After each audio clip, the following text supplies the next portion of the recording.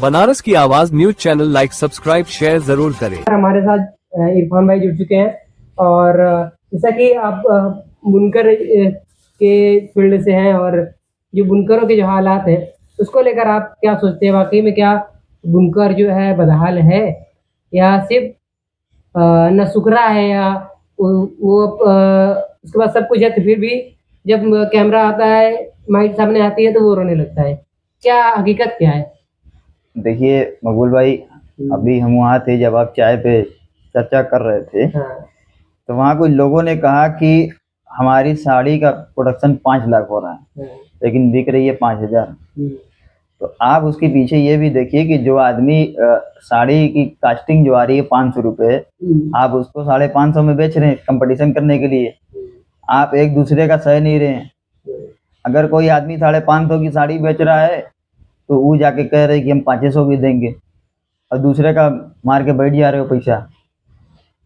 एक बार हमने सूरत की साड़ी लेना चाहा तो सूरत की साड़ी लेने के लिए जब हम पूछे हैं व्यापारी के पास, तो वो बोलता है कि हमारे एजेंट से आप बात करिए, वही आपको साड़ी देगा। मालिक बात ही नहीं कर रहा। हम मालिक से कहा कहता आप हमसे दोस्ती सब कुछ करिए, लेकिन माल आपको उसी से लेना पड़ेगा जो आपका बनारस का एजेंट है। तो साड़ी हमने जितने एजेंटों से बात किया बनारस के, वो साड़ी सब जगह एक रेट थी।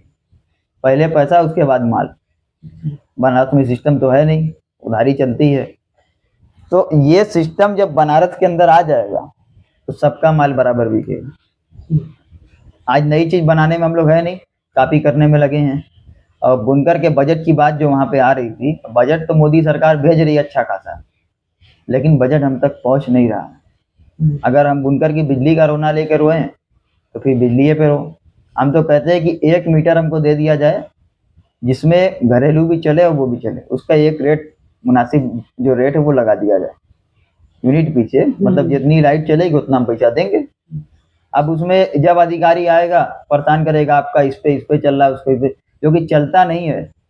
हाँ, ओवरलोडिंग के नाम पे। ओवरलोडिंग जो है, ओवरलोडिंग मोटर की वजह से आती है। मोटर जब एक साथ चालू होगी तो लोड उठाती है मोटर, उसके बाद फिर नॉर्मल हो जाती है। ये बात अधिकारी भी जानता है, लेकिन प्यारा बुनकर जो बेचारा है, बेचारा बुनकर ये इस बात को नहीं जानता। नादान है, पढ़े लिखे ज़्यादा हम लोग में है नहीं, उनको जानकारी है ही नहीं। अधिकारी आए, अरे यार कैसे हमारे घर आकर डरने लगते हैं। तो उनको डरने की जरूरत नहीं है, उनसे आप बात करिए, उनको बताइए। ये बात बड़े अधिकारी जानते हैं, बड़े लेवल के। छोटे वाले जानते हैं कि बुनकर इनको डराएंगे मिल जाएगा पैसा। तो गरीब आदमी जो 500 रुपया उसको हफ्ता में मिल रहा है, 500 रुपया उठा के उसको दे दे रहा है। तो कहीं ना कहीं जो शिक्षा इनको नहीं मिल रही है, जानकारी नहीं मिल रही है, उसके वजह से लोग बहुत ज़्यादा प्रताड़ित हो रहे हैं। हम लोग प्रताड़ित हो जाते हैं, कहीं ना कहीं डिबेट खा जाते हैं हम लोग। ऐसा समझाएंगे वो आपको कि आप उलझ जाएंगे। आप खुद माल जो तैयार होता है उसको आप मार्केट में बेचते हैं। हाँ। और आप खुद उलझ जाते हैं कि इसको कैसे बेचे और कैसे इसका सही दाम मिले मार्केट में। सही दाम मिलने के लिए गवर्नमेंट उसमें नहीं है। देखिए हर आदमी अपना जो माल बना रहा है उसमें कोई लागत कम डाल रहा है, कोई ज़्यादा डाल रहा है। तो उसके हिसाब से व्यापारी को क्या चाहिए कि वो देखता है कि साड़ी तो वही है, साड़ी वही है, अब रेट नीचे ऊपर, तो वो लागत नहीं देखता है। उसको भी सब लागत पता है, सब जानता है, लेकिन फिर भी अंधा बनता है। तो क्वालिटी नहीं चाहिए आज, खाली माल चाहिए। और एक चीज इसमें यह है ना कि बुनकर जहां तक जो है ना खाली बुराई बतियाने में ना रहे, अपनी कमियों को ढूंढे, जो कमी उसको दूर करे। अब अच्छा बनारस, अच्छा एक चीज और कहेंगे कि जिस तरह से बनारस के अंदर एक सोने का व्यापारी है, उसके बाद अपना एक संगठन है व्यापार मंडल, ठीक है। ऐसे ही एक पंचर बनाने वाले या एक अलग अलग जो व्यापार से है उनका अपना अलग अलग एक संगठन है। लेकिन बनारस एक ऐसा शहर है जो बनारस साड़ी तैयार होती है, लेकिन व्यापार के मामले में बनारस के पास कोई संगठन क्यों नहीं है? उसकी वजह है मकबूल भाई कि उसमें ना बुनकर का संगठन कई एक है, जिसमें बुनकर बिरादराना में 22 है, 52 है, 12 है, 14 है, 5 हैं। ये सारे लोग क्या करते हैं, सिर्फ अपना पेट भरने में लगे हैं। बुनकर समाज से कोई मतलब ही नहीं। मजदूरी बढ़ाने की वहाँ बात हुई, मजदूरी नहीं बढ़ी, लेकिन आगे वो साड़ी का रेट बढ़ा दिए, यहाँ मजदूरी कम है। तो मजदूरी की लड़ाई जो है वो कारीगर खिरस्ता से लड़ेगा, मजदूरी जो देते हैं लोग आमतौर से, मतलब कि 200-250 मजदूरी है। तो अब कोई गया, भैया हमारी नहीं चल रही मशीन, हम भी चलवा हम इतने ही में बिनवा देंगे, कैसा चीज लगे। अब वो बिनने पर तैयार है, वो एक मजबूरी है। लेकिन सरदार साहबान जितने हैं उनको इस सब चीज में सिर्फ संगठन में मीटिंग करने से नहीं होगा, आप मीटिंग में अमल भी लाइए। अब उसी तौर पे आप आ जाइए, मुत्तहिदा उलमा काउंसिल बनी है। मुत्तहिदा उलमा काउंसिल बनी थी मतलब कि मुसलमानों को मुत्तहिद करना है। उनका एक कार्ड मिला, ये मुत्तहिद खुदे नहीं है। क्यों मुत्तहिद नहीं, मतलब ये खुद मुत्तहिद नहीं कार्ड में है। ऐसा क्या है? ऐसा है कि इस पे जो मुत्तहिद करने के लिए सब लोग रमजान में रोजा जो खोलेगा 10 मिनट पहले खोलेगा, बाकी सिया हजरात जो हमारे भाई हैं वो 10 मिनट बाद खोलेंगे। ये कैसा मतलब, हमको ही तो खुद ही नहीं समझ में आ रहा है। अब उनके यहाँ जो नियम हो, ये आपको लिखने की इस पे जरूरत है नहीं भाई, उनका जो नियम उनके ऊपर डालिए। ठीक है, मानते कि इसमें सिया हजरात भी हमारे हैं, लेकिन ये संगठन भी बना था मुसलमानों के लिए, ये मुसलमानों के लिए नहीं बना, किसी एक आदमी का बन गया, उसने इसको हायर करके रखा हुआ है, उसके वजह से सारा काम होता है। और कोई प्रोग्राम जब होता है इनका मस्जिद के अंदर, वो ऐसा बात होता है, ऐसा पहले करो, असर से लेके ऐसा तक करो, ऐसा के बाद 10 बजे तक रखो, और संग में नमाज भी पढ़ो, तब अच्छा लगेगा ना, तब मुत्तहिद आप होंगे। कि खाली मीटिंग करके और चाय नाश्ता करके अपना बयान तकरीर करके चले जाइए। तकरीर तो मस्जिद में मिंबर पर भी होती है, लेकिन इसमें तकरीर का काम अभी नहीं होना है।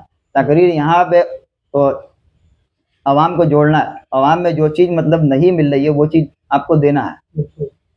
तो ये कई सारे लोग हम लोगों से कह रहे थे कि अरे यार उलमा लोग आते हैं ऐसा बात और चले जाते हैं, एक साथ नमाज क्यों नहीं पढ़ा। तो हम कही तो हमें भी नहीं पता भाई, ये उलमा लोग समझे कि इनको नमाज पढ़ना होगा, एक साथ आए, असर में रखें प्रोग्राम, लंबा प्रोग्राम चलाएं और लोगों को देखें। लेकिन पीछे से एक आवाज़ आती बड़ी तेज, एक लोग बैठे रहते हैं रसीदें कटती रहती। अरे भाई कब तक रसीद काटते रहोगे, रसीद काटने वाला काम बाद में कर लो। उनसे तेज आवाज़ तो इनकी आ रही थी माइक में।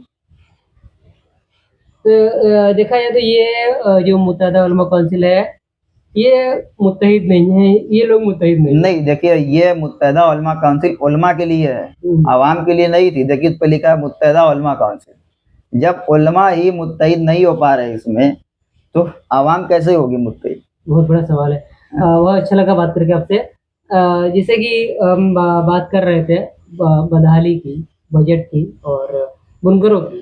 तो बुनकरों को लेकर आप क्या सोचते हैं? जिस तरह से आपने कहा कि यहाँ वाकई में व्यापार मंडल नहीं है, गिरस्ताओं का एक होता है ना, सुनार का अपना व्यापार मंडल है और बनिए का अपना व्यापार मंडल है कि हम जो भी माल बेचेंगे वो एक रेट में बेचेंगे। तो लेकिन इसका जो है कि बुनकर जो साड़ी तैयार करता है उसको अलग अलग रेट में बेचता है, अलग अलग तरीके से बेचता है, नकल भी होती है।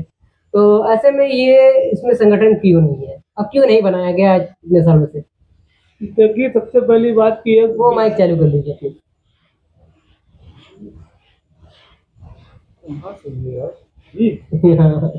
चलो भाई चालू कीजिएगा, चालू करो। हाँ यार, जैसा कि आपने कहा संगठन नहीं है, तो मामला ये है कि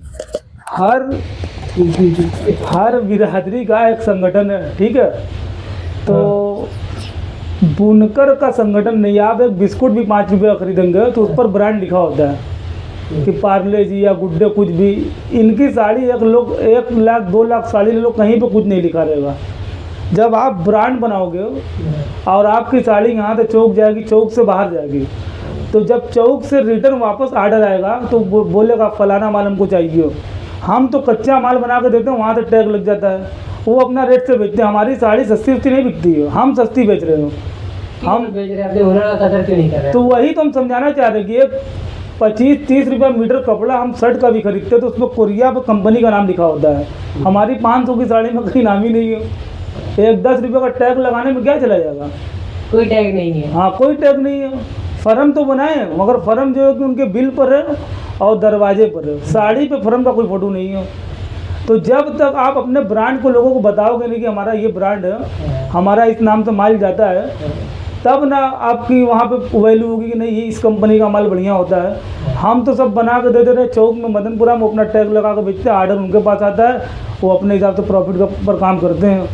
तो यहाँ जो भी गिरफ्ता है अपना टैग लगा कर माल बेचे कि बाहर में भी जाए तो उनको पता लगा कि ये माल कहाँ से आ रहा है, तब ना उनकी वैल्यू बढ़ोगी। संगठन तभी ना होगा यार कि जब हम यहाँ से कच्चा माल उठा कर उनको दे दे रहे हैं 500 रुपये का, वो बेच रहे हैं 1000 का, और टैग अपना लगा रहे हैं, ऑर्डर रिपीट उन्हीं के पास आ रहा है, रिपीट ऑर्डर उन्हीं के पास है, मगर नाम तो जो तुम्हारा जा रहा है वो तो जा रहा है ना, माल तो उनके नाम से जा रहा है। तो ये समस्या है, इस समस्या को दूर होना करना चाहिए। कच्चे माल में भी टैग लगना चाहिए, बिल्कुल लगना चाहिए। आप जकार्ड से डिजाइन बनवाते हो यार, 10-20 खेवा का पत्ता खुदवा लो कोरिया में या कहीं भी, उसका नाम चलवा दो, 2 अक्षर का 4 अक्षर का पूरा मत कोड में डाल दीजिए कि पकड़ में आ जाए कि हमारी साड़ी हो। हाँ, फिर नकल भी नहीं होगी, फिर नकल भी नहीं होगी। आप बनाएंगे तो उसमें नकल होने का चांस ही नहीं, सेम बना ही नहीं पाएंगे, 1-2 खेवा का फर्क पड़ ही जाएगा। तो कहीं ना कहीं इसको लेकर ये कदम होना चाहिए, कदम बिल्कुल होना चाहिए।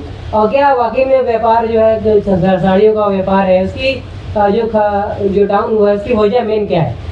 देखिए वजह ये है ना कि सूरत से जो माल आना शुरू हुआ, सूरत का माल सस्ता पड़ता है, ये सब कोई जानता है। जो साड़ी हमारी 500 की, वो साड़ी सूरत में 350 की मिल जाएगी। तो कोई भी खरीदार होता है वो सस्ते के चक्कर में लग जाता है। तो बनारस वाले को माल सस्ता ही बनाने की कोशिश करनी चाहिए कि मटेरियल सस्ता लगाए और सस्ता बना कर बेचे। मगर हमको एक बात समझ में नहीं, सूरत में मजदूरी भी कम है, माल भी सस्ता बन रहा है। यहाँ मजदूरी सूरत के मुकाबले बहुत ज़्यादा है और माल भी महंगा पड़ रहा है।